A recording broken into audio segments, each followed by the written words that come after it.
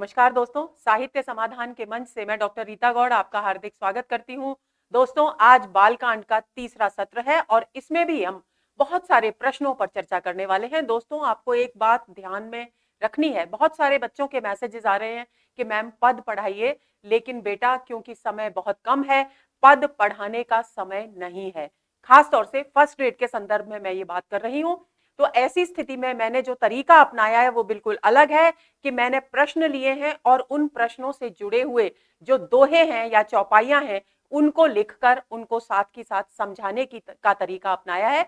और संभवतः ये तरीका आपको न केवल प्रश्नों को समझने में मदद करेगा बल्कि पदों को भी समझाएगा। दोहे और चौपाइयों के अर्थ भी आप अच्छी तरह समझ पाएंगे और इस जरिए हम प्रश्न भी ज्यादा से ज्यादा कर पाएंगे और सारे महत्वपूर्ण दोहे और चौपाइयों को समझ भी पाएंगे। तो बिल्कुल निश्चिंत रहिए, किसी तरह का कोई स्ट्रेस लेने की जरूरत नहीं है, सब कुछ समय पर अच्छा होगा। इस विश्वास के साथ पढ़िए और आगे बढ़िए। तो चलिए शुरू करते हैं रघुपति राघव राजा राम का नाम लेकर आज का ये तीसरा सत्र।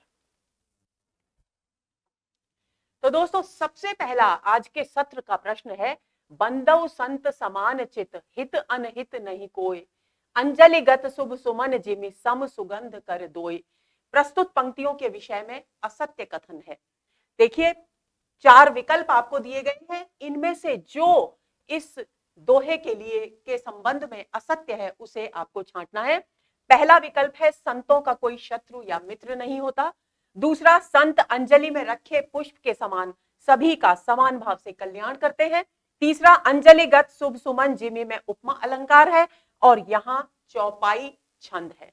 तो दोस्तों, हम सबसे पहले इस दोहे का अर्थ समझ लेंगे। बंदौ संत समान चित, तुलसीदास जी कहते हैं कि मैं बंदौ यानी वंदना करता हूं। देखिए दोस्तों, एक बात और आप ध्यान में रख लेंगे कि ऊ के ऊपर जब चंद्र बिंदु लगे तो आप समझ लीजिए कि कवि स्वयं अपने विषय में बात कर रहा है। बंदौ ऊ का मतलब है मैं वंदना करता हूं।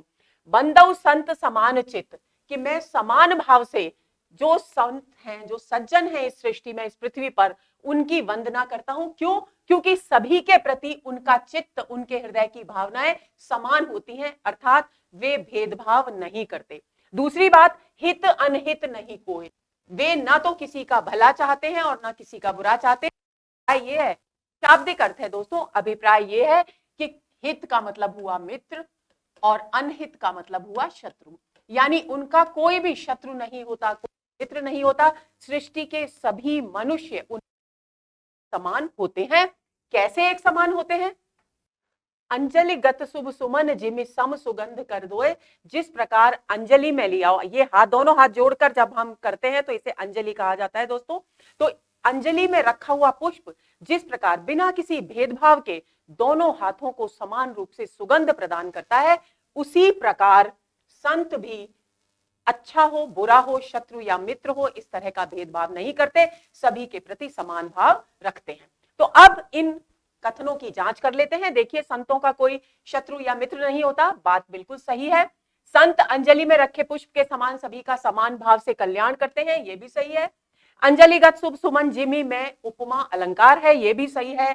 दोस्तों, असत्य कथन है डी, यानी डी विकल्प सही उत्तर है। यहां चौपाई छंद नहीं है बल्कि दोहा छंद है। चौपाई छंद में 16-16 मात्राएं होती है प्रत्येक चरण में, दोहा में 13-11 मात्राएं होती है। छंद हम पढ़ चुके हैं, इन पर मात्राएं लगाकर आप देख लेंगे और जांच कर लेंगे। आगे चलते हैं, अगले प्रश्न पर आते हैं। बहुरे बंद खल गन सति भाए, जे बिनु काज दाहिने उबाए। पंक्ति में कवि ने किसकी वंदना की है? अब देखिए, पहले विकल्प देख लेते हैं, संतों की, दुष्टों की, सत्य की या किसी की भी नहीं। अब इस पंक्ति को समझ लेते हैं। तुलसीदास जी कहते हैं, बहुरे, और मैं फिर, बहुरे यानी फिर से, बंदी वंदना करता हूं, खल गन सति भाए। सति भाए मतलब सच्चे भाव से, सच्चे हृदय से। खल यानी दुष्ट, गण यानी जनों का समूह। मैं दुष्ट जनों की सच्चे भाव से फिर से वंदना करता हूं। जो, कौन से दुष्ट जन? जे बिनु काज दाहिने उबाए, जो बिना ही कारण के यानी अकारण ही जो उनके बुरा नहीं सोचते, जो उनके पक्ष में हैं, जो अच्छे हैं, जो सच्चे हैं, दाहिने यानी दाहिने से दाहिना हाथ होता है और दाहिना हाथ को हम सीधा हाथ भी कहते हैं। इस आधार पर तुलसीदास जी ने दाहिने का अर्थ लिया है जो सीधे सज्जन व्यक्ति हैं, उनके साथ बाएं यानी विपरीत, क्योंकि हम बाएं हाथ को क्या कहते हैं, उल्टा हाथ, तो बाएं यानी जो उनके साथ शत्रुता का व्यवहार करते हैं यानी विपरीत आचरण करते हैं। अब इसमें देखिए कवि ने किसकी वंदना की है, स्पष्ट हो गया है, संतों की, दुष्टों की, सत्य की या किसी की भी नहीं। तो बी विकल्प यहां बिल्कुल सही उत्तर है। इसकी दोस्तों अगली जो पंक्ति है वो है परहित हानि लाभ जिन केरे, यानी कौन से दुष्ट व्यक्ति, जो व्यक्ति दूसरों को हानि पहुंचाने में ही अपना लाभ समझते हैं। उजरे हर्ष विषाद बसेरे, और जो दूसरों के जीवन को उजाड़ कर यानी नष्ट करके हृदय में हर्ष उत्पन्न करते हैं, उनके जीवन में विषाद यानी दुख उत्पन्न करके अपने हृदय में हर्ष यानी आनंद अनुभव करते हैं। तो इस प्रकार इन पंक्तियों को समझ लेंगे तो यहां इस प्रश्न का बी विकल्प सही उत्तर है। आगे चलते हैं। तुलसीदास जी ने किनका कुंभकर्ण की तरह सोना अच्छा माना है? विकल्प है जो तेज, अग्नि और क्रोध में यमराज के समान है। इसको मैं कर यहां पर मैं जोड़ लेंगे, जो तेज में अग्नि और क्रोध में यमराज के समान है।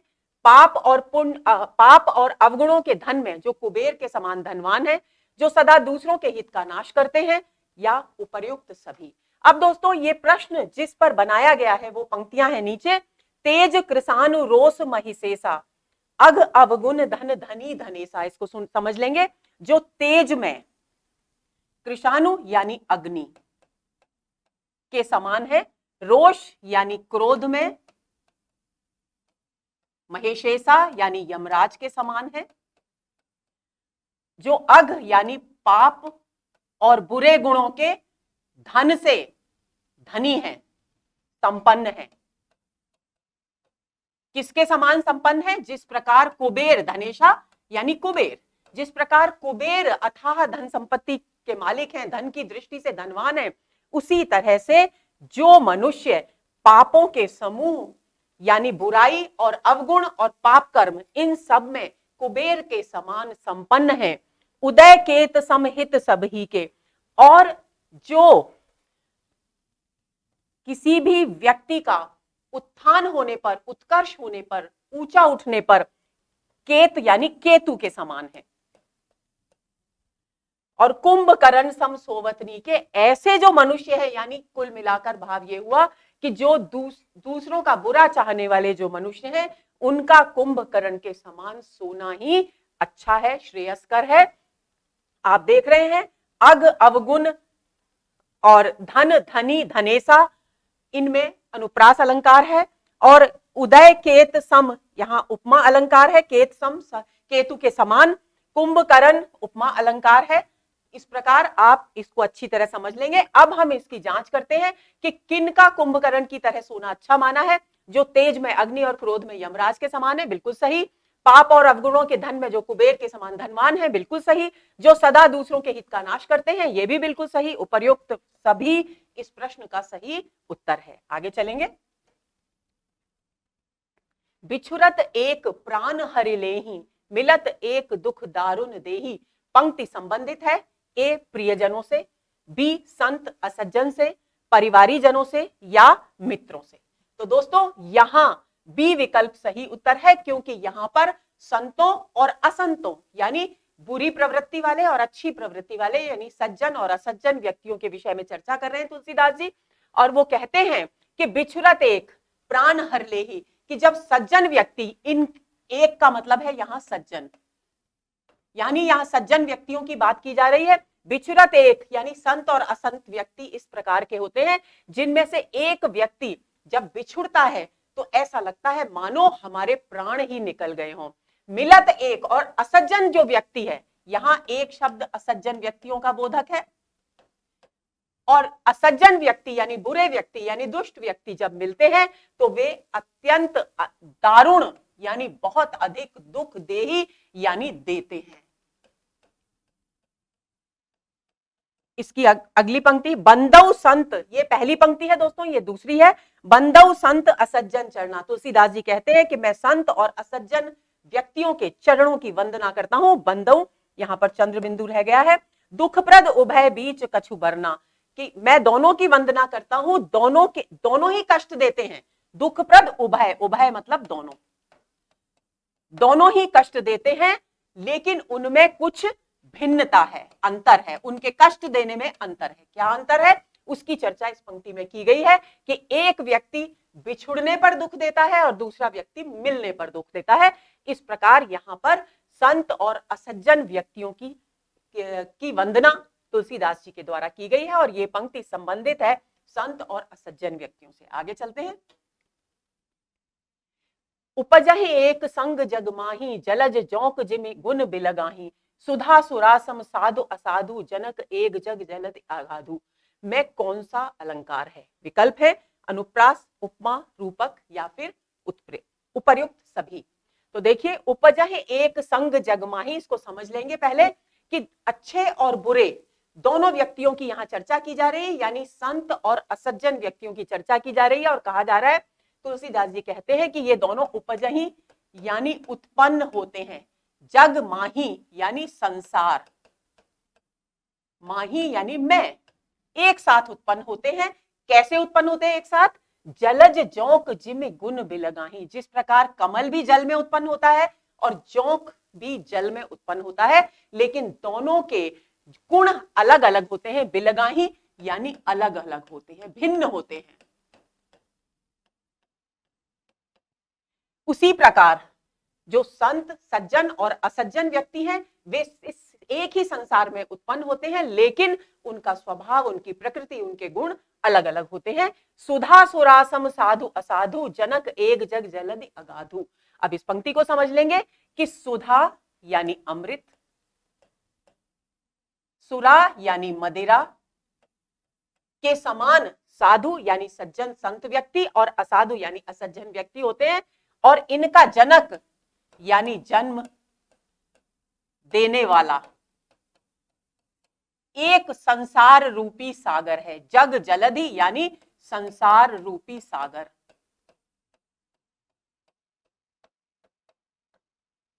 अगाधु यानी जिसकी गहराई,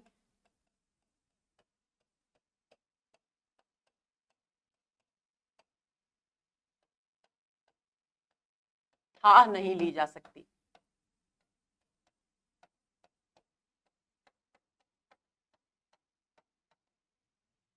अब इसको समझ लेंगे। देखिए, वो कह रहे हैं, तुलसीदास जी कह रहे हैं यहां पर कि उपजहि एक संग जग माही, संत और असज्जन व्यक्ति एक साथ इस संसार में उत्पन्न होते हैं। जिस प्रकार जलज यानी कमल भी जल में उत्पन्न होता है और जौक भी जल में उत्पन्न होता है, लेकिन कमल और जौक का स्वभाव अलग अलग होता है, उसी प्रकार एक ही संसार में उत्पन्न होने वाले संत और असंत व्यक्तियों के गुण भी अलग अलग होते हैं।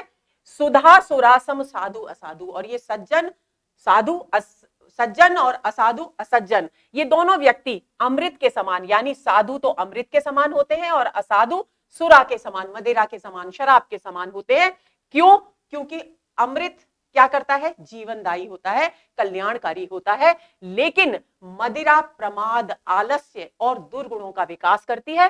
जनक एक जग जलहि अगाधु, अब ये दोनों ही वस्तुएं यानी सुधा और सुरा और साधु और असाधु, ये दोनों एक ही संसार में उत्पन्न, संसार रूपी सागर में उत्पन्न हुए हैं। दोस्तों ध्यान देना है, संसार रूपी सागर में उत्पन्न इनको क्यों कहा है? ये रूपक कवि ने क्यों प्रस्तुत किया? उसका कारण है कि ऐसा माना जाता है कि समुद्र मंथन से ही अमृत निकला था और समुद्र मंथन से ही विष निकला था, समुद्र मंथन से ही मदिरा यानी वारुणी यानी शराब निकली थी, ऐसा माना जाता है। इसीलिए यहां तुलसीदास जी ने जग को यानी संसार को संसार रूपी सागर कहकर संबोधित किया है। तो अब यहां पर अलंकारों की जांच करते हैं। देखिए, स वर्ण की बार बार आवृत्ति हो रही है, तो अनुप्रास अलंकार हो गया। सुधा सुरा सम साधु असाधु यानी उपमा अलंकार हो गया, और जग जलधि जग संसार रूपी सागर यानी रूपक अलंकार भी हो गया, यानी डी विकल्प यहां बिल्कुल सही उत्तर है। उपर्युक्त सभी विकल्प यहां सही है। आगे चलते हैं। जड़ चेतन गुण दोष में विश्व कीन अवकरतार, संत हंस गुण गहे पय परिहरि बारे बेकार। पंक्तियों का अभिप्रेत अर्थ है कर्ता गुण और दोष युक्त दोनों कार्यों को करता है। जगत जड़ चेतन रूप है। विधाता ने संसार को विचित्र विरोधी स्थितियों से सजाया है। चराचर जगत को विधाता ने गुण दोष युक्त बनाया है, किंतु सज्जन दोष त्याग कर गुण ही अपनाते हैं। इस पंक्ति को समझ लेंगे। तुलसीदास जी कह रहे हैं कि कर्तार यानी ईश्वर, विधाता, करने वाला, उसने इस विश्व को यानी संसार को जड़ चेतन से युक्त और गुण दोष से युक्त बनाया है। संत, लेकिन जो सज्जन व्यक्ति होते हैं वे हंस के समान गुणों को गहन यानी ग्रहण करते हैं। जिस प्रकार हंस पय यानी दूध को ग्रहण करता है और जल को छोड़ देता है, उसी प्रकार जो संत व्यक्ति हैं वो दूध रूपी गुणों को ग्रहण करते हैं और जल रूपी दोषों को त्याग देते हैं, उन्हें छोड़ देते हैं। अब देखेंगे कि पंक्तियों में कौन से विकल्प में इस संपूर्ण सारी पंक्तियों का सही उत्तर या सही अर्थ प्रस्तुत किया गया है। देखिए, कर्ता गुण और दोष युक्त दोनों कार्यों को करता है, ये तो बिल्कुल ही गलत कथन है। जगत जड़ चेतन रूप है, ये बिल्कुल सही कथन है। विधाता ने संसार को विचित्र विरोधी स्थितियों से सजाया है, ये भी बिल्कुल सही कथन है, क्योंकि जड़ चेतन एक दूसरे के विरोधी होते हैं, यानी चेतन मतलब सजीव, जड़ मतलब निर्जीव। और गुण और दोष भी होते हैं संसार में, यानी विपरीत स्थितियों से सजाया है विधाता ने, ये भी बात बिल्कुल सही है। अब आते हैं, चराचर जगत को विधाता ने गुण दोष युक्त बनाया है, किंतु सज्जन दोष त्याग कर गुण ही अपनाते हैं। डी विकल्प में दोस्तों सारी बातें आ गई हैं, सारा अभिप्रेत अर्थ अभिव्यक्त हो गया है। अब ये प्रश्न मैंने यहां इस तरीके से इसलिए बनाया है ताकि आप अभिप्रेत अर्थ वाले प्रश्नों में से सही विकल्प कैसे चुनना है उसकी जांच कर सकें। तो देखिए, यहां जड़ चेतन वाला भी सही है, लेकिन पूरी तरह से सही नहीं है। विधाता ने संसार को विचित्र विरोधी स्थितियों से सजाया, ये भी सही है, लेकिन पूरी तरह सही नहीं है। तो केवल और केवल डी विकल्प ही ऐसा है जो पूरे अभिप्रेत अर्थ को यहां व्यक्त करता है। ऐसी स्थिति में डी विकल्प बिल्कुल सही उत्तर है। तो दोस्तों, हम इस तरीके से तुलना करके, जब हमें एक जैसे कई विकल्प दिखाई दे प्रश्न में, तो हम तुलना करेंगे कि कौन सा सबसे सटीक है और उसके बाद ही हम उत्तर को चिन्हित करेंगे। तो डी विकल्प इस प्रश्न का सही उत्तर है। आगे चलते हैं। सज्जन सुकृत सिंधु सम कोई, देख पूर्व विदु बाढ़ई जोई। पंक्ति में कवि ने सज्जन को सिंधु के समान क्यों बताया है? ए, विचारों की गहराई के कारण, बी, दूसरों की उन्नति देखकर प्रसन्न होने के कारण, सी, समुद्र के समान विशाल हृदय होने के कारण, या इनमें से कोई नहीं। अब दोस्तों पहले इस पंक्ति को समझ लेते हैं, और इसकी जो आगे की पंक्ति है वो ये पंक्ति है। देखिए, जग बहु नर सर सरि सम भाई, कि ये संसार में, ये जो संसार है इसमें जो नर हैं, मनुष्य हैं, वो सर सरी यानी सर मतलब तालाब और सरी मतलब नदी के समान है। तुलसीदास जी कहते हैं कि इस संसार में बहुत सारे लोग हैं और अधिकांश लोग इस संसार के तालाब और नदी के समान है। तालाब और नदी के समान क्यों कहा है? जिस तरह से तालाब छोटा होता है आकार में, नदी उससे बड़ी होती है लेकिन फिर भी आकार में उतनी विशाल नहीं होती, तो इसलिए इन्हें छोटा बताया है। छोटे का मतलब यानी सर और सरी के माध्यम से तुलसीदास जी कहना चाहते हैं कि जिनकी सोच छोटी है, जिनका हृदय छोटा है, जो तुच्छ प्रकृति के प्राणी हैं, उनके लिए यहाँ सरसरी शब्द आया, इसलिए इनको सरसरी के समान बताया है। जे निज बाढ़ी बढ़ई जल पाई, और ऐसे लोग जो छोटे होते हैं, तुच्छ व्यक्तित्व के धनी होते हैं, कम छोटे हृदय वाले होते हैं, वे अपनी उन्नति में ही अपने जल का विकास करते हैं, अपनी उन्नति को देखकर ही बढ़ते हैं यानी आनंदित होते हैं, या बढ़े जल यानी आनंदित होते हैं, अपना जल बढ़ने पर ही आनंदित होते हैं। व्यंजित अर्थ क्या हो गया कि यानी दूसरे की उन्नति देखकर नहीं प्रसन्न होते।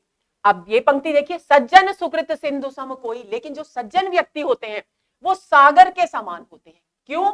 जिस प्रकार समुद्र चंद्रमा को बढ़ता हुआ देखकर, आपको दोस्तों जिन बच्चों ने ज्योग्राफी पढ़ी है उन्होंने ये पढ़ा होगा कि जैसे जैसे चंद्रमा बढ़ता है और पूर्णिमा के दिन सबसे ज्यादा ज्वार आता है समुद्र में, यानी उसका पानी उफान पर होता है, उसकी लहरें बहुत ऊपर तक उठ जाती हैं चंद्रमा की गुरुत्वाकर्षण शक्ति के कारण।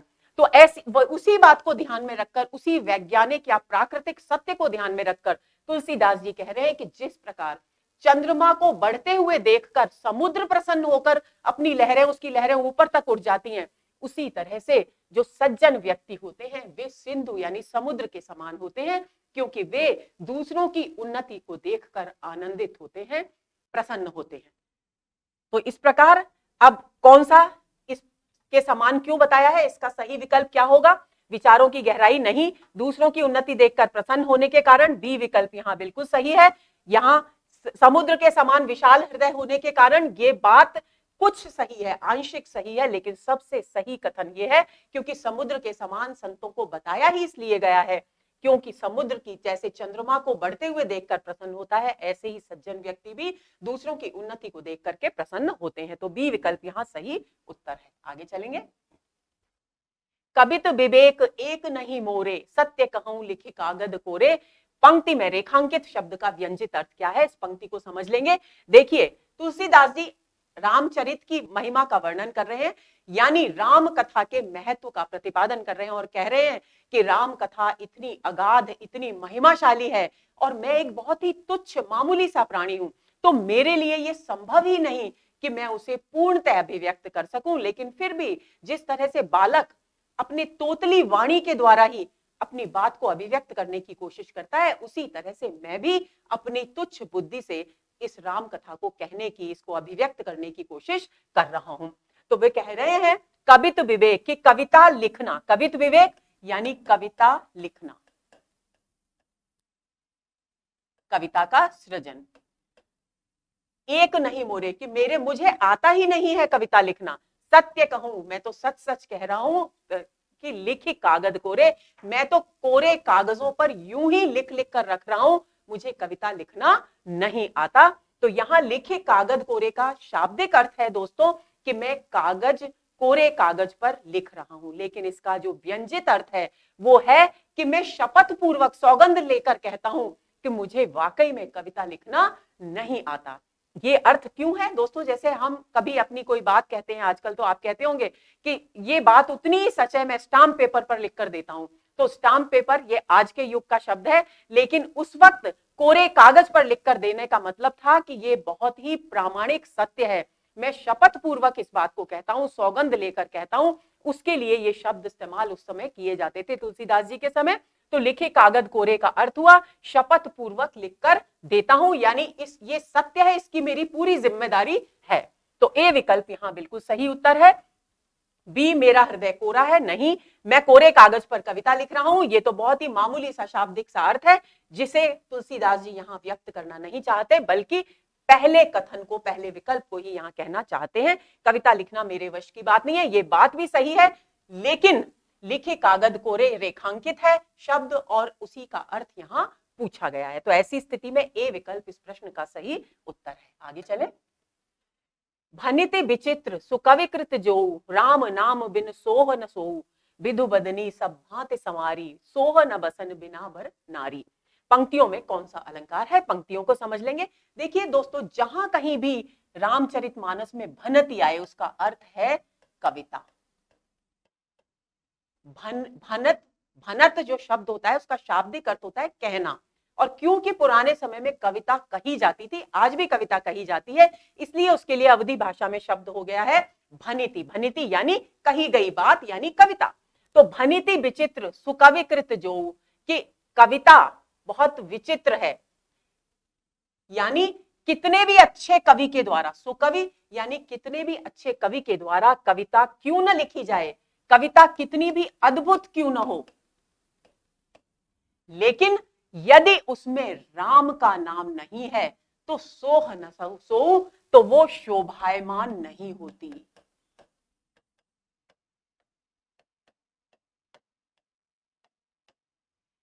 कैसे शोभायमान नहीं होती? विधु बदनी सब भांति समारी। विधु बदनी यानी चंद्रमुखी। कोई भी स्त्री चंद्रमा के समान सुंदर मुख वाली है, चंद्रमा रूपी मुख वाली है, और उसको सभी प्रकार से सजा दिया गया है, लेकिन उसे वस्त्र नहीं पहनाए गए। तो जिस प्रकार कोई भी स्त्री कितनी भी चंद्रमुखी, कितनी भी सुंदर हो, कितनी भी आभूषणों से सुसज्जित हो, लेकिन वस्त्रों के बिना शोभायमान नहीं होती, उसी प्रकार कविता कितनी भी अच्छी हो, कितने भी श्रेष्ठ कवि के द्वारा रची जाए और कितनी भी अद्भुत हो, लेकिन यदि उसमें राम का नाम नहीं है तो वो शोभायमान नहीं होती। यहां ये बात कही गई है। यानी दोस्तों आपको ध्यान रखना है कि पहले ये बात कथन कह दिया गया है कि कविता इस तरह से शोभायमान नहीं होती, फिर उसका उदाहरण देकर नीचे की पंक्तियों में उसकी पुष्टि की गई है ऊपर की बात की। और दोनों पंक्तियों में उदाहरण तो बहुत स्थूल शब्द है। जब मैंने आपको उदाहरण और दृष्टांत अलंकारों का अंतर बताया था, तब मैंने स्पष्ट किया था कि जब पहले के कथन में और दूसरे कथन जो उसकी पुष्टि में कहा गया है, उसमें बिंब प्रतिबिंब भाव हो, दोनों ही कथन एक दूसरे की परछाई से प्रतीत हो, वहां पर दृष्टांत अलंकार होता है। अलंकार, उदाहरण अलंकार बहुत ही साधारण अलंकार होता है, उसमें उतनी गहराई नहीं होती। तो यहां पर पंक्तियों में कौन सा अलंकार है? दृष्टांत, विभावना, विशेषोक्ति या उत्प्रेक्षा। तो उत्प्रेक्षा के लिए मानो, जानो, मनो, जनो जैसे वाचक शब्द होने चाहिए, जो यहां नहीं है, तो डी विकल्प तो गलत हो गया। विशेषोक्ति में कारण होते हुए भी कार्य संपन्न नहीं होता, ऐसा कुछ भी यहां नहीं है। विभावना में बिना कारण के कार्य संपन्न होता है, वो भी यहां नहीं है। तो अब ए विकल्प यहां इस प्रश्न का सही उत्तर है। यहां दृष्टांत अलंकार है, लेकिन दोस्तों यहां विधु बदनी में रूपक अलंकार भी है और सोह न सोह में अनुप्रास अलंकार भी है, और इसी प्रकार बसन बिना बर में भी अनुप्रास अलंकार है। तो क्योंकि विकल्प में रूपक और अनुप्रास नहीं है, इसलिए आपको दृष्टांत चुनना है, और अगर ये तीनों एक साथ आए तो उपयुक्त सभी विकल्प ही सही होगा। इतने तो समझदार आप हैं। आगे चलें। गिरा ग्राम्य सिए राम जस गावहि सुनहि सुजान। पंक्ति में रेखांकित शब्द का क्या अर्थ है? गिरा ग्राम्य रेखांकित शब्द है, वाणी, कविता, ग्रामीण भाषा, संतों की भाषा। तो दोस्तों गिरा ग्राम्य का यहां पर अर्थ है ग्रामीण भाषा। गिरा मतलब वाणी होता है, गला होता है, वाणी यानी भाषा। कवियों की वाणी का मतलब क्या है? भाषा। और ग्राम्य यानी ग्रामीण। अब तुलसीदास जी क्या कह रहे हैं? तुलसीदास जी कह रहे हैं, नीचे की पंक्ति देखिए, इसकी ये दोनों पंक्तियों का योग है। श्याम सुरभि पय बिसद अति गुणद करहि सब पान। कि श्यामा जो गाय होती है, श्याम यानी काली, सुरभि यानी गाय, कि गाय काली होती है, लेकिन सभी जानते हैं कि उसका पय यानी दूध अत्यधिक गुणद यानी गुणकारी है। करहि सब पान, और सभी श्यामा गाय के दूध का पान करते हैं, सेवन करते हैं। इसी प्रकार तुलसीदास जी कहते हैं कि मैं भले ही मेरी जो कविता है यानी राम कथा जो मैं प्रस्तुत कर रहा हूं वो ग्रामीण भाषा में है, लेकिन क्योंकि ये क्या कर रही है, ये ग्रामीण भाषा में लिखी हुई कविता राम के यश का गुणगान कर रही है, इसलिए सुजान यानी सज्जन व्यक्ति, संत व्यक्ति इसको आनंद पूर्वक सुनेंगे, भले ही ये ग्रामीण भाषा में लिखी गई है। तो यहां ग्राम्य का अर्थ हो गया ग्रामीण भाषा। तो सी विकल्प यहां सही उत्तर है। आगे चले। कीन्हे प्राकृत जन गुण गाना, सिर धुनि गिरा लगत पछताना, हृदय सिंधु मति सीप समाना, स्वाति शारदा कहें सुजाना।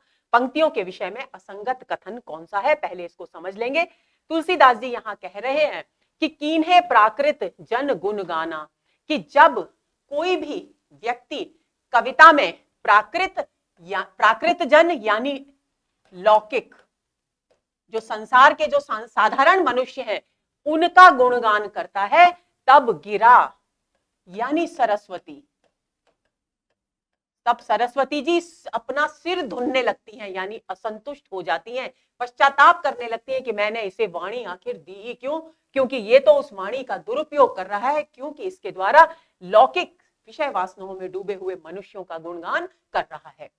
हृदय सिंधु मति सीप समाना, तुलसीदास जी कहते हैं कि जो सुजान व्यक्ति होते हैं, किसके बारे में बात कही जा रही है? जो सज्जन व्यक्ति होते हैं, उनका हृदय सिंधु के समान होता है, बुद्धि सीप के समान होती है, और स्वाति शारदा कहीं सुजाना, और स्वाति नक्षत्र की जो बूंद है उसके समान होती है उनकी वाणी। ये जो कुछ भी कविता लिखते हैं वह शारदा या उनकी वाणी उस स्वाति की बूंद के समान होती है। अभिप्राय क्या है? अभिप्राय ये है कि जिस प्रकार सागर में उत्पन्न होने वाली सीप में जब स्वाति नक्षत्र की बूंद पड़ती है तो वो मोती उत्पन्न करती है, उसी तरह से सज्जन व्यक्तियों के हृदय रूपी सागर में जो बुद्धि रूपी सीप है उसमें जब सुंदर वाणी यानी सुंदर भाव बिंदु उत्पन्न होते हैं कि बूंदें गिरती हैं, स्वाति नक्षत्र रूपी बूंदें गिरती हैं, तो सुंदर काव्य का सृजन होता है, सुंदर विचारधाराओं के मोती उत्पन्न होते हैं। पंक्तियों के विषय में असंगत कथन देखिए, सांसारिक मनुष्यों का गुणगान करने पर सरस्वती जी सिर धुनकर पछताने लगती हैं। पढ़ लिया हमने, बिल्कुल सही है। विद्वान मनुष्य हृदय को सागर, बुद्धि को सीप, सरस्वती जी को स्वाति नक्षत्र के समान मानते हैं, ये भी सही है। इन पंक्तियों में रूपक और उपमा अलंकार है, तो देखिए समाना जहां आ गया वहां उपमा अलंकार है, और हृदय सिंधु मति सीप समाना तो उपमा अलंकार है, हृदय सिंधु में रूपक अलंकार है, रूपक और उपमा, तो ये बात भी सही है। इन पंक्तियों में दोहा छंद है, तो दोस्तों ये कथन बिल्कुल गलत है, तो डी विकल्प यहां बिल्कुल सही उत्तर है, क्योंकि ये चौपाई है और चौपाई के प्रत्येक चरण में 16-16 मात्राएं होती हैं। 2, 2, 4, 2, 6, 7, 8, 9, 10, 11, 12, 13, 14, 15, 16। देखिए इस प्रकार गिनकर आप देख लेंगे तो आपकी जांच भी हो जाएगी और छंदों का रिवीजन भी हो जाएगा। तो डी विकल्प इस प्रश्न का सही उत्तर है। आगे चलें। कर्तव बायस बेस मराला काव्यांश का अभिप्रेत अर्थ है। पहले इन पंक्तियों को जिस पर आधारित है ये प्रश्न, पूरी पंक्तियां देख लेंगे हम। जे जन्मे कलिकाल कराला, कर्तव बायस बेस मराला, चलत कुपंथ बेद मग छाड़े, कपट कलेवर कलिमन भाड़े।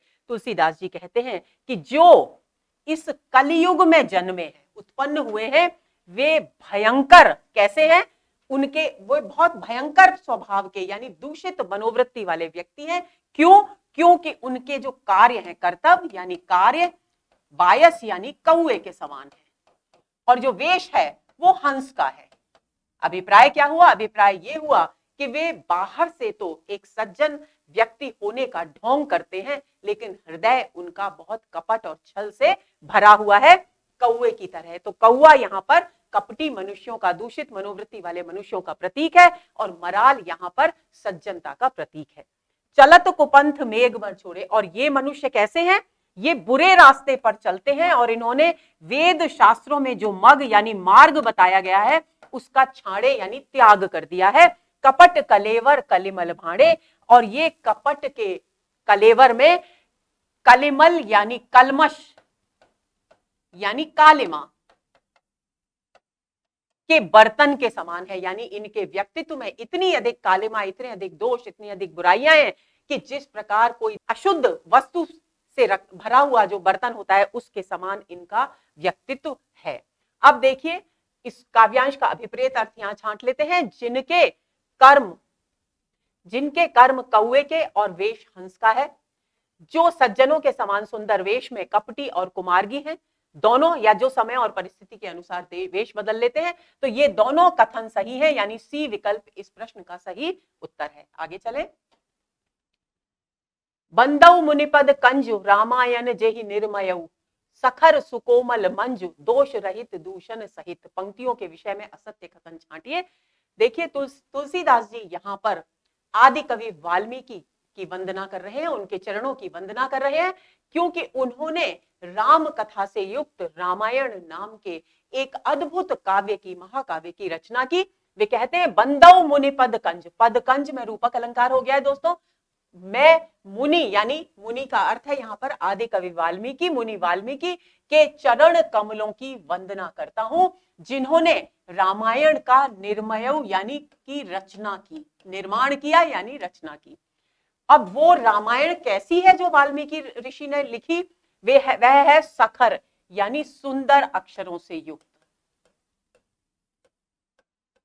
और दूसरी बात, खर नामक जो राक्षस, खर नामक राक्षस। यानी एक शब्द के दो अर्थ हो गए हैं, तो विश्लेष अलंकार हो गया है। तो सुंदर अक्षर सखर यानी सुंदर अक्षरों से युक्त है। दूसरा अर्थ हुआ जो खर नामक राक्षस के वर्णन से युक्त है। सुकोमल मंजू, कोमल है, सुंदर है, कोमल भावनाओं की अभिव्यक्ति की गई है, सुंदर भावनाओं की अभिव्यक्ति की गई है। और दूषण, दूषण नामक राक्षस,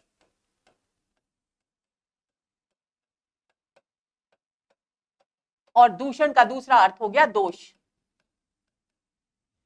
जो अब यहां भी श्लेष अलंकार हो गया, यानी सखर और दूषण दोनों शब्दों में श्लेष अलंकार है कि दोषों से युक्त है। और दूसरी बात, दूषण नामक राक्षस का वर्णन जिसमें किया गया है। खर दूषण दो राक्षस थे, आपको ध्यान होगा। अब देखिए यहां किस प्रकार से इस अर्थ को हम समझ लेंगे। सखर सुकोमल मंजू, दोष रहित। एक तो सुंदर अक्षरों वाली है, सुकोमल है यानी गुणों से युक्त है, सुंदर भावनाओं की अभिव्यक्ति करती है। तो इस प्रकार सुंदर गुणों से युक्त है यानी दोष रहित है। लेकिन दूसरी तरफ दोषों से दोषों के साथ भी है।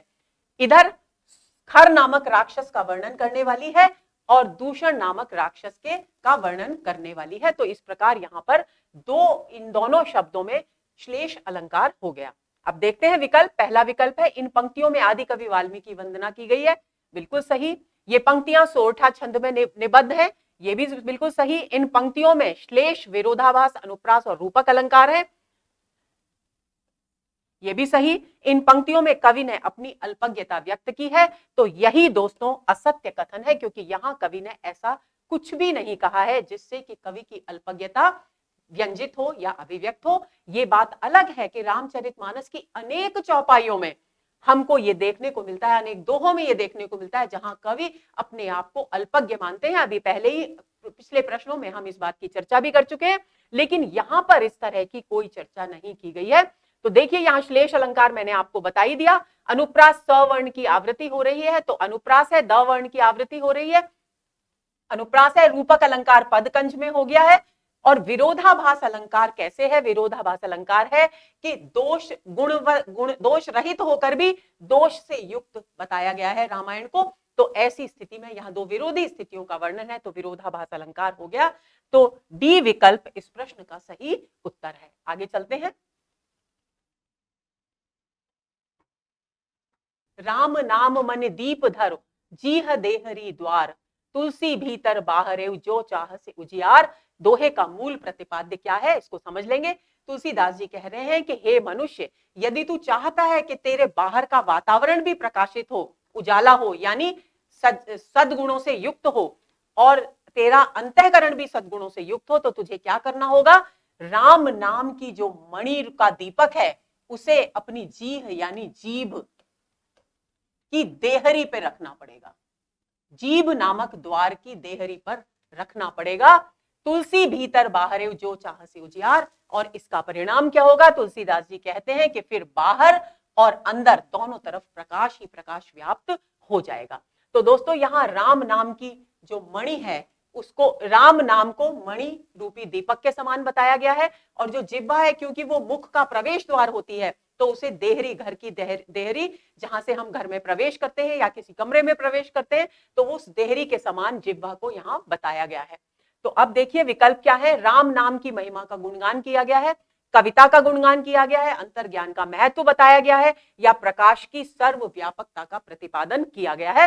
तो ए विकल्प यहां इस प्रश्न के विषय में, इस प्रश्न का सही उत्तर है, क्योंकि यहां पर राम नाम की महिमा का गुणगान किया गया है कि व्यक्ति अगर राम के नाम को अपनी जिह्वा पर बिठा ले, यानी हमेशा राम के नाम का जप करे, तो उसके अंतर में और उसके बाहरी परिवेश में सर्वत्र प्रकाश ही प्रकाश व्याप्त हो जाएगा। आगे चलते हैं। राम एक तापस्तीय तारी पंक्ति में किस नारी के उद्धार की बात की गई है? ये पंक्तियां यहां इस प्रकार से हैं। राम एक तापस्तीय तारी, नाम कोटिखल कुमति सुधारी। तुलसीदास जी कहते हैं कि राम ने एक तपस्वी की, एक ऋषि की, तीय यानी स्त्री का उद्धार किया, और उनके जो नाम था, यानी राम का जो नाम है, उसको जपने से करोड़ों दुष्ट व्यक्तियों की जो कुमति यानी बुरी बुद्धि थी, वह सुधर गई। ऋषि हित राम सुकेतु सुता की। और ऋषि के हित, कौन से ऋषि के हित? विश्वामित्र। ऋषि के हित के लिए राम ने सुकेतु की पुत्री यानी ताड़का और उसकी सेना, सहित सेना यानी उसकी सेना,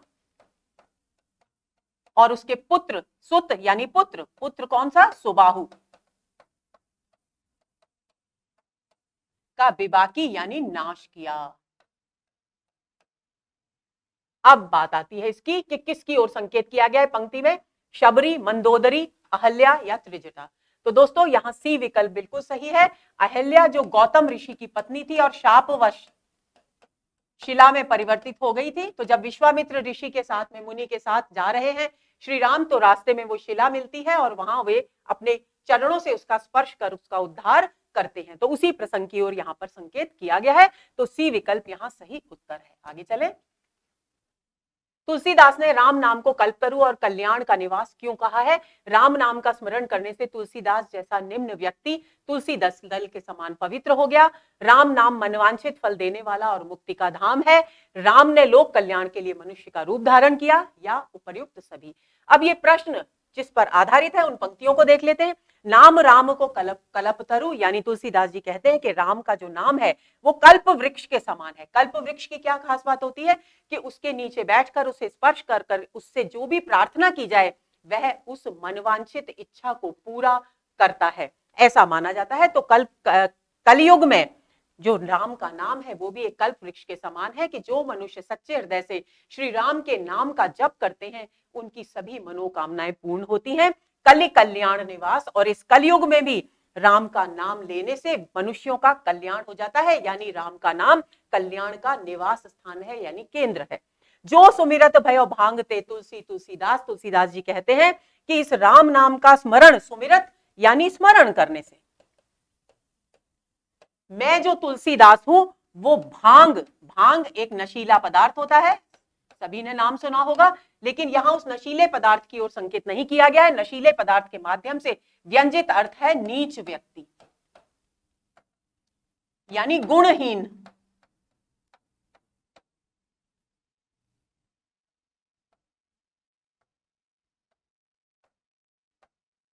तो तुलसीदास जी कहते हैं कि राम नाम के का स्मरण करने से ही जो गुणहीन व्यक्ति मैं तुलसीदास था वो तुलसी दल के समान, तुलसी के पत्ते के समान पवित्र हो गया हूं। देखिए यहां तुलसी तुलसी शब्द दो बार आया है तो और अर्थ अलग अलग है, तो यमक अलंकार यहां पर हो गया है। और कल्पतरु, कलि कल्याण, इसमें अनुप्रास अलंकार है। पहला विकल्प है राम नाम का स्मरण करने से तुलसीदास जैसा निम्न व्यक्ति तुलसी दल के समान पवित्र हो गया है। कथन ये सही है, लेकिन यहां पूछा क्या गया है प्रश्न में? प्रश्न में पूछा गया है कि राम नाम को कल्पतरु यानी कल्पवृक्ष और कल्याण का निवास क्यों कहा गया है? तो ये इस प्रश्न का सही उत्तर नहीं हो सकता। यद्यपि इस दोहे के विषय में, इन पंक्तियों के विषय में ये कथन पूरी तरह सही है, लेकिन प्रश्न के अनुसार ये सही नहीं है। तुलसी राम नाम मनवांछित फल देने वाला और मुक्ति का धाम है, ये बिल्कुल सही विकल्प है, क्योंकि यहां कल्पतरु कहा गया है राम के नाम को, तो मनवांछित फल देने वाला हो गया, और कल्याण करने वाला है यानी मुक्ति का धाम है, ये बात हो गई। राम ने लोक कल्याण के लिए मनुष्य का रूप धारण किया, इस बात की चर्चा यहां नहीं की गई है। तो ऐसी स्थिति में यहां पर सही उत्तर है बी। तो बी इस प्रश्न का सही उत्तर है। आगे चलते हैं। पाप पयोनिधि जनमन मीना पंक्ति में कौन सा अलंकार है? ये पंक्तियां जिन पर यह प्रश्न आधारित है उन्हें देख लेते हैं। ध्यान प्रथम युग मख विधि दूजे। युग होते हैं दोस्तों सतयुग, त्रेता युग, द्वापर युग और कलयुग। तो उनमें किस प्रकार प्रभु को प्राप्त किया जा सकता है उसकी चर्चा यहां पर इन पंक्तियों में की गई है तुलसीदास जी के द्वारा। तो वो कहते हैं प्रथम यानी सतयुग में ध्यान, ईश्वर का ध्यान करने से ईश्वर की प्राप्ति होती है। युग मख विधि दूजे, और दूसरे युग में यानी त्रेता में, दूसरा यानी त्रेता युग में मख विधि यानी यज्ञ संपन्न करने से, यज्ञ विधि संपन्न करने से ईश्वर की प्राप्ति होती है। द्वापर में प्रभु की पूजा करने से प्रभु परितोषित यानी प्रसन्न होते हैं। यानी प्रभु की प्राप्ति होती है। कलि केवल मल मूल मलिना, लेकिन जो कलयुग है वो मल यानी समस्त पापों और दोषों का मूल है। और ये कैसा है? पाप रूपी समुद्र के समान है, जन मन मीना, जिसमें मनुष्य के मन रूपी जो मछली है वो निरंतर डूबी रहती है। अब हम देख लेते हैं इस प्रश्न को। पाप पयोनिधि जन मन मीना पंक्ति में कौन सा अलंकार है? उपमा, रूपक, उत्प्रेक्षा या उदाहरण? तो दोस्तों बी विकल्प बिल्कुल सही है, क्योंकि पाप पयोनिधि और जन मन मीना में दोनों में रूपक अलंकार का प्रयोग किया गया है। आगे चले। याज्ञवल्क्य ने राम कथा किसे सुनाई? भरद्वाज मुनि को, राजा जनक को, अगस्त्य ऋषि को या विश्वामित्र को? तो दोस्तों आपको याद होगा, हम पहले ही इसकी विस्तार से चर्चा कर चुके हैं। याज्ञवल्क्य ने भरद्वाज मुनि को राम कथा सुनाई। आगे चले। काकभूषुंडी ने राम कथा किसे सुनाई? पक्षीराज गरुड़ को, जटायु को, जामवंत को या हनुमान को? तो काकभूषुंडी ने पक्षीराज गरुड़ को राम कथा सुनाई। ए विकल्प इस प्रश्न का सही उत्तर है। अगले प्रश्न पर आते हैं। शिवजी ने राम कथा किसे सुनाई? उमा को, काकभूषुंडी को, दोनों को या याज्ञवल्क्य को? तो ये प्रश्न जिस पर आधारित है वो है पंक्तियां ये। शंभु कीन यह चरित्र सुहावा, शंभु यानी शिवजी ने ये सुहावना चरित्र किया। क्या? बहुरी कृपा करे उमहि सुनावा। और ये जो राम का चरित्र है सुंदर, इसको बहुत अधिक कृपा करके उमा को सुनाया। पहली बात। सोई शिव काक भुसुंडी ही दीना, और वही राम चरित्र उन्होंने सुपात्र जानकर काक भुसुंडी को भी दिया, यानी काक भुसुंडी को भी सुनाया। राम भगत अधिकारी चीना, क्योंकि उन्होंने उन्हें राम की भक्ति का सच्चा अधिकारी माना, इसलिए उन्होंने काकभुसुंडी को यानी शिव जी ने काकभुसुंडी को राम नाम की कथा सुनाई।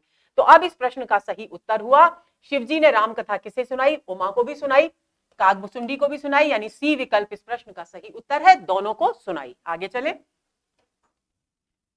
मैं पुण्य निज गुरु सन सुनी, कथा सो सूकर खेत, समुझी नहीं तसि बालपन तब अति रह्यो अचेत। दोस्तों तुलसीदास जी के जीवन की जब भी हम चर्चा करते हैं तो हम देखते हैं कि एक बात हमें बार बार, एक प्रसंग बीच में आता है कि तुलसीदास जी ने अपने गुरु से राम की कथा सूकर खेत में सुनी थी। उसी सूकर खेत में राम कथा सुनने की जो चर्चा है वो इन पंक्तियों में की गई है तुलसीदास जी के द्वारा। तुलसीदास जी कहते हैं कि मैंने फिर से ये राम कथा किससे सुनी? गुरु से सुनी। और ये कथा कहाँ सुनी? सूकर खेत में सुनी। लेकिन जब ये कथा मेरे गुरु ने सुनाई, यानी नरहरि दास जी ने सुनाई, उस समय मैं बाल्यावस्था में था, मेरा बचपन था, इसलिए मुझ में अति रहे अचेत यानी बुद्धि का मेरा विकास नहीं हुआ था, बुद्धि विकसित नहीं हुई थी, यानी मैं अज्ञानी था, इसलिए मैं उस राम कथा के महत्व को समझ नहीं पाया, राम कथा के रहस्य को समझ नहीं पाया। तो यह दोहा किससे संबंधित है?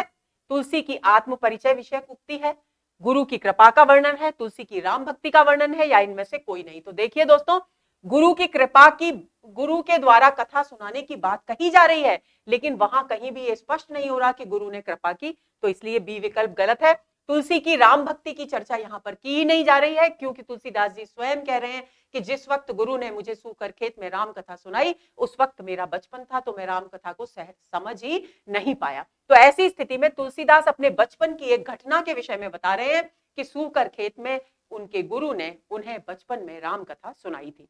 तो ये जो दोहा है वो तुलसी के आत्म परिचय विषयक उक्ति से संबंधित है। ए विकल्प इस प्रश्न का सही उत्तर है। आगे चले। तुलसी ने जीव जड़ कलिमल ग्रसित विमूढ़ किसे कहा है? पापी मनुष्यों को, स्वयं को, खल जनों को, या उपर्युक्त सभी को? अब ये पंक्तियां देख लेंगे जिस पर ये प्रश्न आधारित है।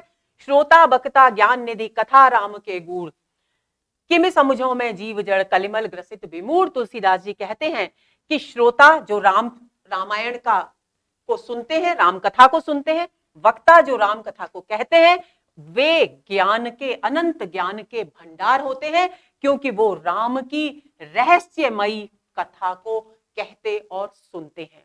लेकिन मैं तुलसीदास किम समझूं, मैं इस गहरी राम कथा को भला कैसे समझूं, क्योंकि मैं तो एक ऐसा जीव हूं जो जड़ बुद्धि है, जो कलमल यानी पापों से, बुराइयों से, दोषों से घिरा हुआ है, और विमूढ़ है यानी मूर्ख है, अज्ञानी है। अब आते हैं इस प्रश्न पर। तुलसी ने जीव जड़ कलिमल ग्रसित विमूढ़ किसे कहा है? स्पष्ट है, पापी मनुष्यों को, स्वयं को, खलजनों को या उपरोक्त सभी को। तो उन्होंने जीव जड़ कलिमल ग्रसित विमूढ़ स्वयं को कहा है। बी विकल्प यहाँ इस प्रश्न का सही उत्तर है। आगे चले। सिय राममय सब जग जानी, करऊं प्रणाम जोरि जुग पानी। पंक्तियां रामचरितमानस के किस कांड से ली गई है? सुंदरकांड, उत्तरकांड, बालकांड या अयोध्या कांड? तो दोस्तों बहुत सरल उत्तर है, सी विकल्प इस प्रश्न का सही उत्तर है। बालकांड की ये पंक्तियां हैं। आगे चले। बंदौ विधि पद रेणु भव सागर जेहि कीन जय। पंक्ति में कवि तुलसीदास ने किसकी वंदना की है? तो देखिए, विधि शब्द जहां भी आए तो आप समझ लीजिए ब्रह्मा जी की बात हो रही है ना। पद यानी उनके चरणों की, रेणु यानी धूल, यानी चरण रज। किसकी चरण रज? ब्रह्मा जी की चरण रज के विषय में यहां वंदना की जा रही है। तो ब्रह्मा जी की चरण रज की वंदना, गुरु की चरण रज की वंदना, सरयू नदी की वंदना या फिर शिव जी की वंदना? तो ए विकल्प इस प्रश्न का सही उत्तर है। और जिन पंक्तियों में पर यह प्रश्न आधारित है उन पंक्तियों को समझ लेते हैं। बंदौ विधि पद रेणु भव सागर जेहि कीन जय। तुलसीदास जी कहते हैं कि जिन ब्रह्मा जी ने इस भव सागर को यानी संसार रूपी सागर को जिस रूप में यह दिखाई देता है उसी रूप में बनाया, उन ब्रह्मा जी की चरण रज की मैं वंदना करता हूं। संत सुधा ससी धेनु प्रगटे खल विश्व बारुनी। और उन्होंने कैसा बनाया इस भव सागर को? जहां पर दुष्ट भी हैं और सुधा यानी अमृत के समान सुंदर सज्जन व्यक्ति भी हैं, चंद्रमा के समान उज्जवल सुधा से युक्त यानी सुंदर गुणों से युक्त सज्जन व्यक्ति भी है, जहां कामधेनु भी प्रकट हुई और जहां दुष्ट व्यक्ति भी है, जहां विष भी है और जहां मदिरा भी है। यानी अच्छाई और बुराई से मिला करके ब्रह्मा जी ने इस संसार रूपी सागर को बनाया है। अब ये बात मैं पहले भी कह चुकी हूं कि ये जिन सभी पदार्थों की यहां चर्चा की जा रही है यानी सुधा, शशि, धेनु, विष और वारुणी, ये सब समुद्र मंथन में समुद्र से निकले हुए तत्व हैं, पदार्थ हैं।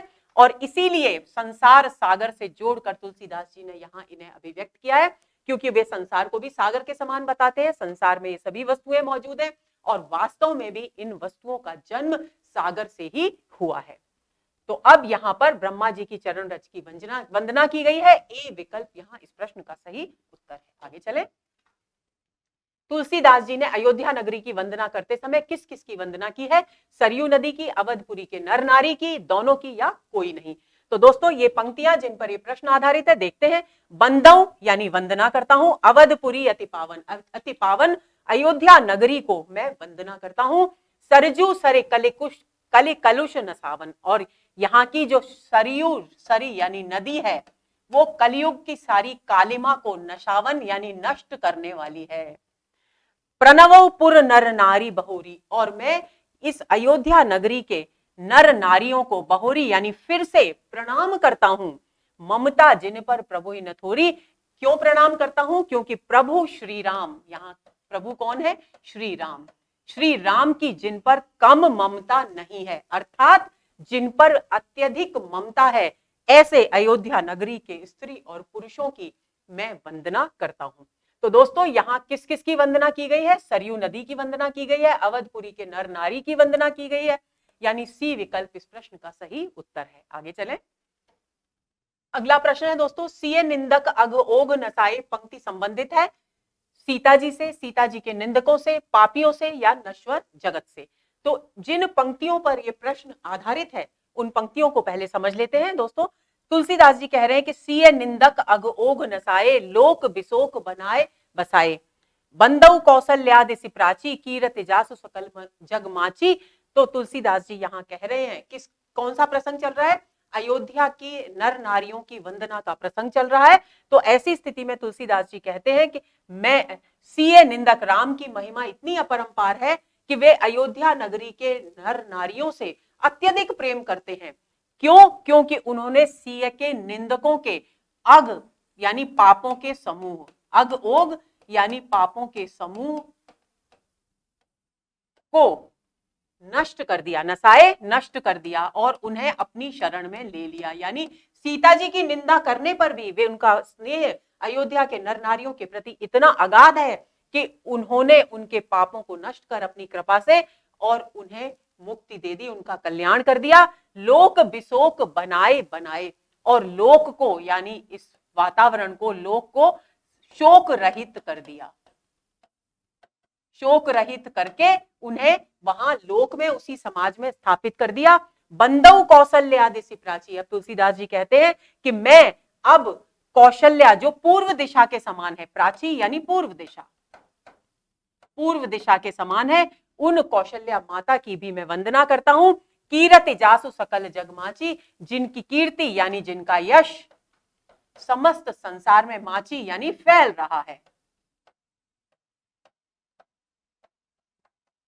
तो सीए निंदक अगोग नसाए पंक्ति किससे संबंधित हुई? सीता जी से, सीता जी के निंदकों से, पापियों से या नश्वर जगत से? तो स्पष्ट है, बी विकल्प यहां सही है, क्योंकि इसमें सीता जी के निंदकों की चर्चा की गई है।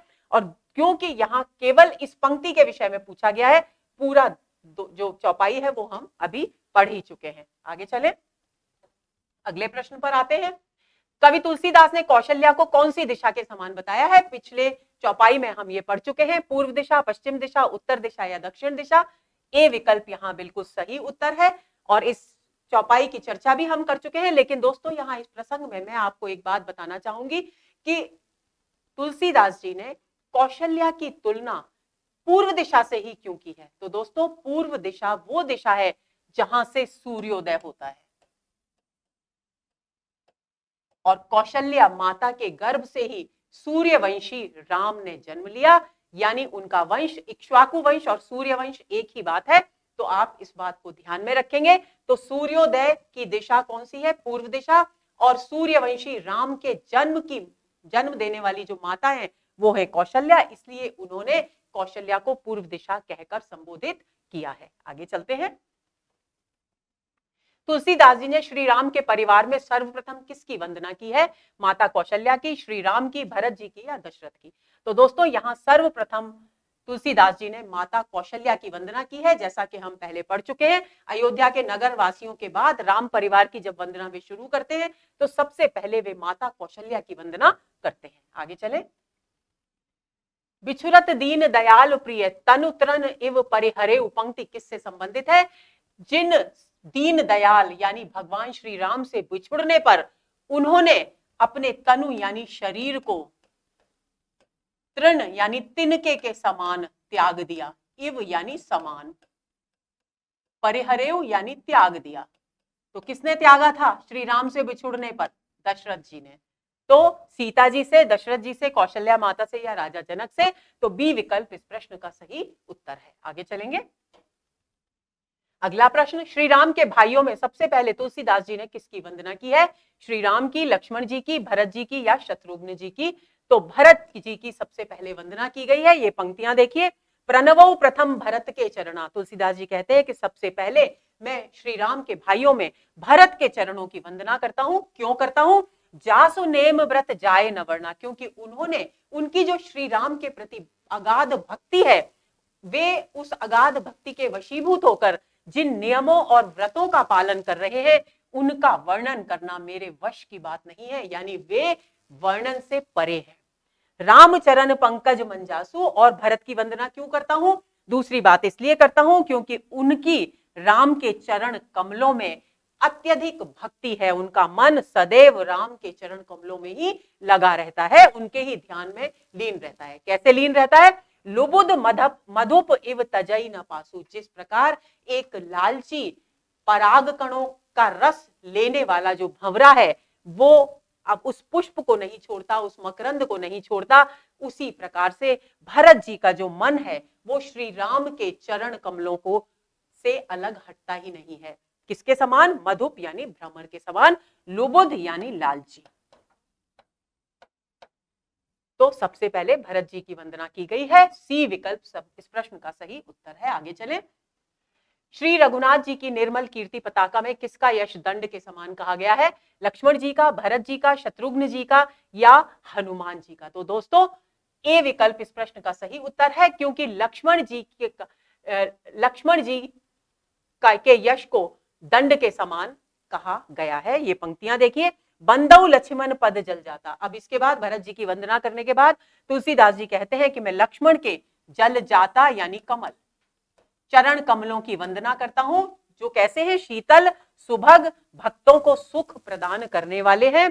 रघुपति कीरति बिमल पताका, और श्री राम की जो कीर्ति की निर्मल पताका है, निर्मल ध्वजा है, उसको उठाने में किसके समान है, दंड समान भयउ जस जाका।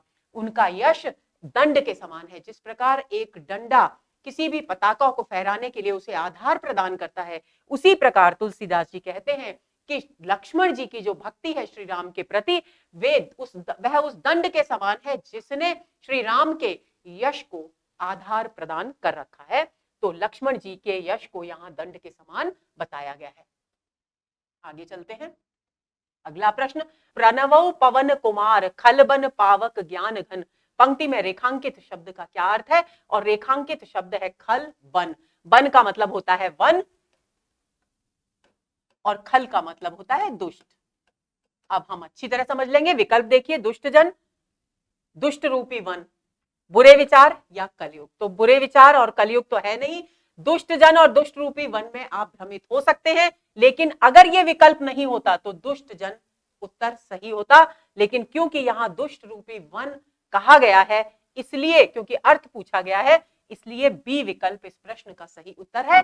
इस विकल्प के न होने पर ए विकल्प सही हो सकता था। आगे चलें, हर्षे हेतु हेरे हर ही को, किए भूषण तिय भूषण ती को। पंक्ति में कौन सा अलंकार है? देखिए, ये वो प्रसंग है दोस्तों जब सती जी शिव जी से प्रार्थना कर रही हैं कि वे राम की महिमा को, राम की भक्ति को, राम की कथा को उनके सामने अभिव्यक्त करें। तो उनकी इस आग्रह को देखकर हर्षित हो गए। उनका जो उद्देश्य था, जो हेतु था राम कथा को सुनने का, उसको हेर यानी देख कर,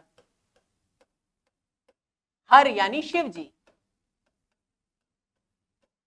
हृदय में आनंद से भर उठे, हर्षित हो उठे, और उन्होंने क्या किया, किए भूषण तिय भूषण ती को, और उन्होंने उन्हें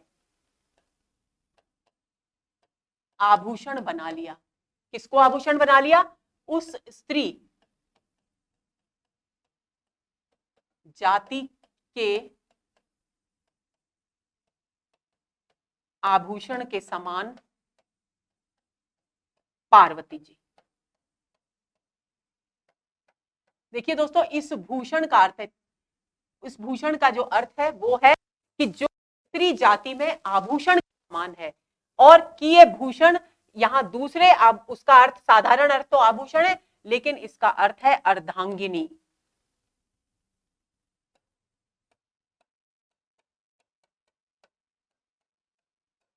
यानी क्या कहना चाहते हैं तुलसीदास जी? तुलसीदास जी कहते हैं कि सती जी की जो चाह थी राम कथा को सुनने की, उसे देखकर शिव जी हर्षित हो गए, और उन्होंने प्रसन्न होकर जो स्त्री जाति में शिरोमणि पार्वती जी हैं, उनको क्या बना लिया?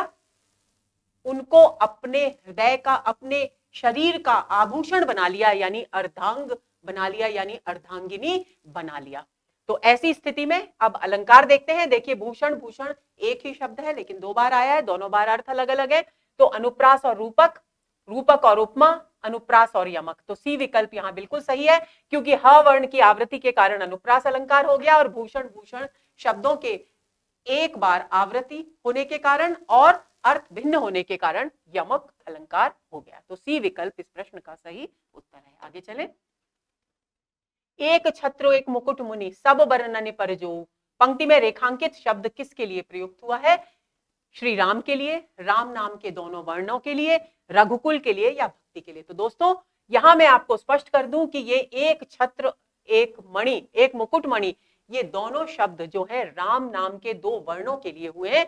यानी राम जो नाम है उसमें दो वर्ण है, रा और म। तो रा को छत्र के समान बताया है और म को मुकुट मणि के समान तुलसीदास जी ने बताया है। तो इस बात को आप ध्यान में रखेंगे।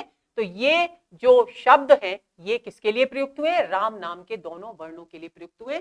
देखिए दोस्तों, रेखांकित शब्द मेरे ख्याल है आपको दिख रहे होंगे। ये रेखांकित है, एक छत्र एक मुकुटमणि सब वर्णने पर जो, पंक्ति में रेखांकित शब्द किसके लिए प्रयुक्त हुआ है? श्री राम के लिए, राम नाम के दोनों वर्णों के लिए, रघुकुल के लिए या भक्ति के लिए? तो जैसा कि मैंने आपको बताया, राम नाम के दोनों वर्णों के लिए इसका प्रयोग हुआ है। रा को तुलसीदास जी ने छत्र के समान बताया है, म को मुकुटमणि के समान बताया है, यानी छत्र जिस प्रकार सबका को अपनी शरण में लेता है बिना किसी भेदभाव के, उसी तरह से राम भी शरण में लेने वाले हैं। और म यानी भक्ति के भक्तों को शीर्ष स्थान पर प्रतिष्ठित करने वाले हैं, मुकुटमणि के समान सुंदर गुणों से विभूषित कर उन्हें समाज में अपने भक्तों की श्रेणी में उच्च पद प्रदान करने वाले हैं, इसलिए मां को मुकुटमणि के समान बताया गया है। तो बी विकल्प यहां इस प्रश्न का सही उत्तर है। तुलसी ने राम नाम के मणि रूपी दीपक को कहां रखने की बात की गई है, की सलाह दी है? द्वार पर, घर में, मंदिर में या जीभ पर? इस पर आधारित प्रश्न पहले भी आ चुका है दोस्तों। तो डी विकल्प यहां इस प्रश्न का सही उत्तर है। जीव रूपी देहरी पर रखने की बात तुलसीदास जी ने की है।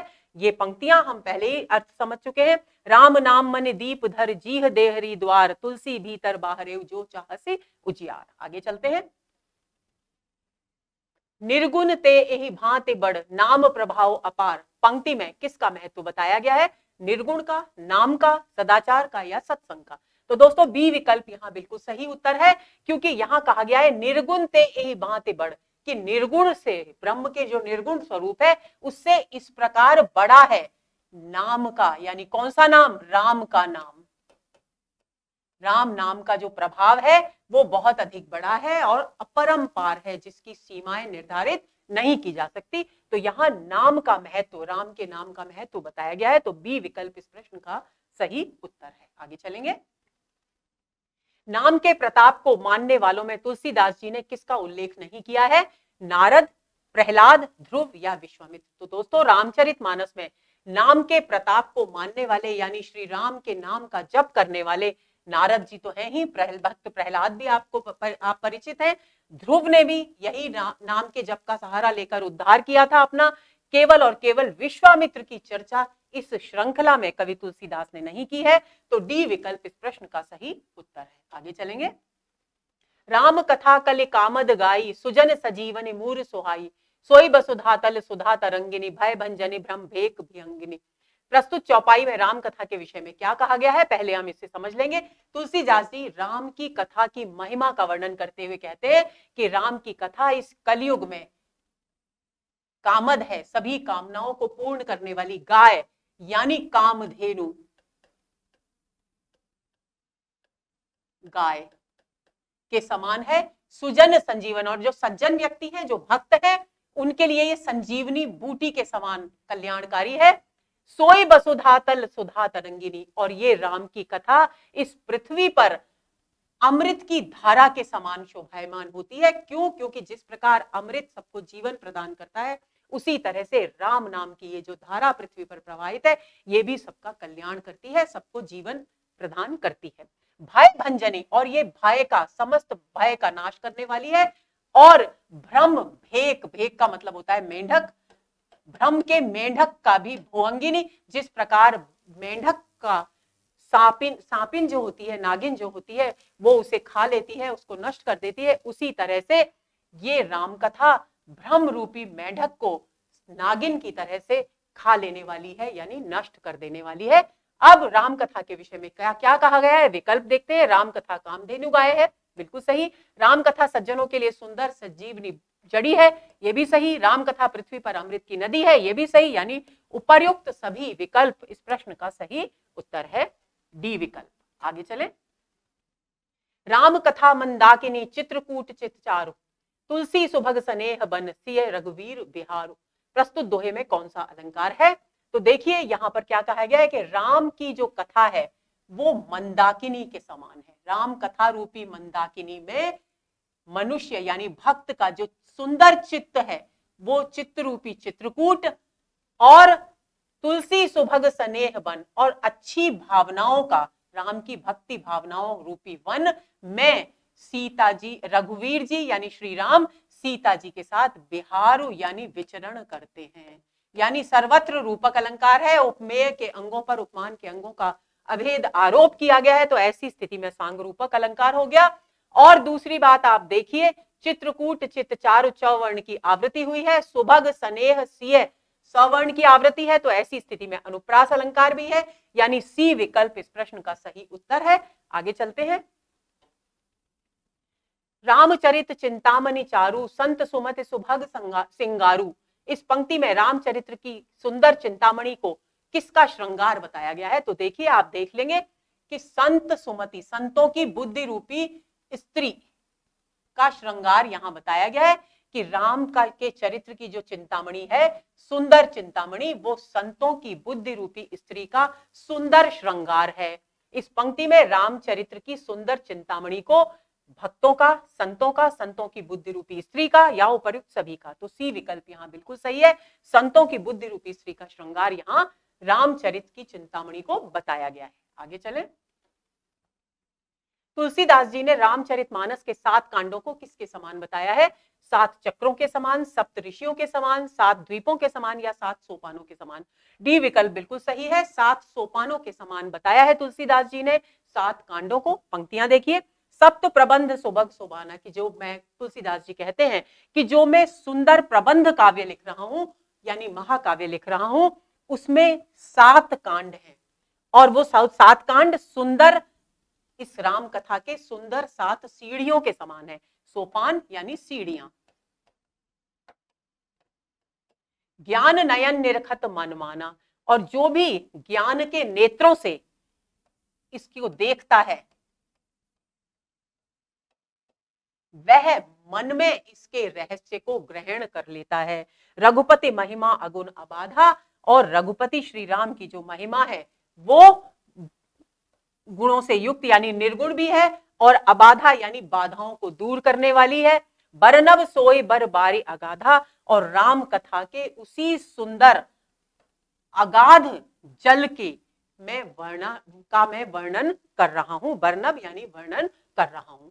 तो यहां तुलसीदास जी ने रामचरितमानस के 7 कांडों को 7 सोपानों के समान बताया है। डी विकल्प प्रश्न का सही उत्तर है। आगे चलें।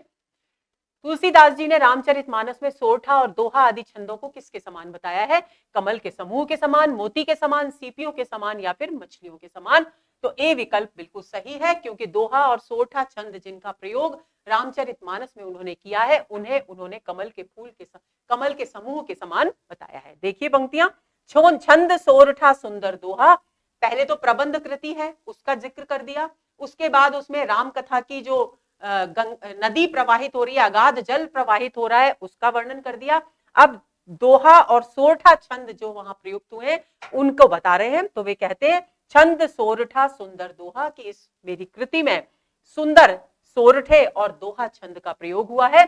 सोई बहुरंग कमल कुल सोहा, और वे उसी प्रकार विविध रंगों के कमल के पुष्पों के समान इस रचना में, इस रामचरितमानस में शोभायमान होते हैं, जैसे कि किसी सरोवर में अलग अलग रंगों के कमल के फूल उसकी शोभा बढ़ाते हैं।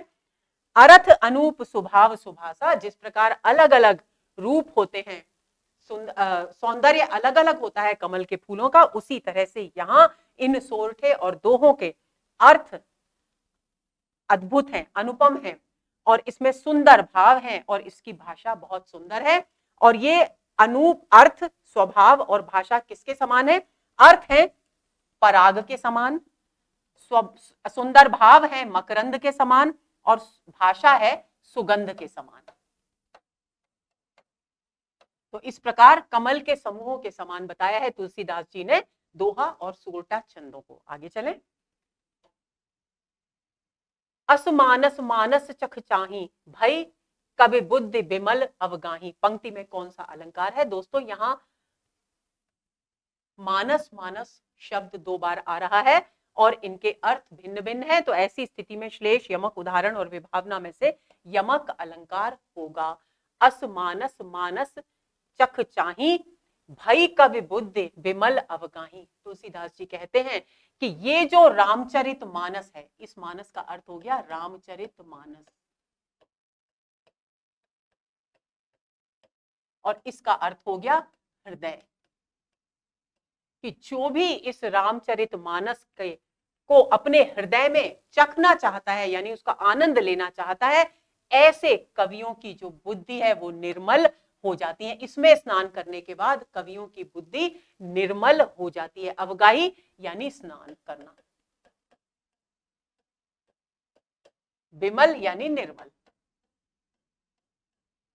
तो ऐसा करने पर कैसे, मानसरोवर, रामचरितमानस रूपी जो मानसरोवर है उसमें हृदय से अवगाहन करना जो चाहते हैं, उसकी भक्ति के सरोवर में जो डूबना चाहते हैं, स्नान करना चाहते हैं, उन कवियों की बुद्धि उसमें स्नान करने से निर्मल हो जाती है। पंक्ति में यमक अलंकार हो गया। बी विकल्प इस प्रश्न का सही उत्तर है। आगे चलें। तुलसीदास जी ने कविता रूपी नदी का क्या नाम बताया है? सरयू, गंगा, यमुना या नर्मदा? तो दोस्तों ए विकल्प यहाँ बिल्कुल सही है। कविता रूपी जो नदी है, रामचरितमानस की कविता रूपी नदी, उसका नाम सरयू बताया है। पंक्तियां देखिए, चली सुभग कविता सरितासो की, यहां से सुंदर कविता रूपी नदी प्रवाहित होने लगी है। राम विमल जस जल भरितासो, जो राम के विमल यानी निर्मल यश के जल से भरी हुई है, भरिता भरी हुई। सरजू नाम सुमंगल मूला, और इस नदी का नाम सरयू है जो कि सभी प्रकार के मंगलों की यानी कल्याण की मूल है।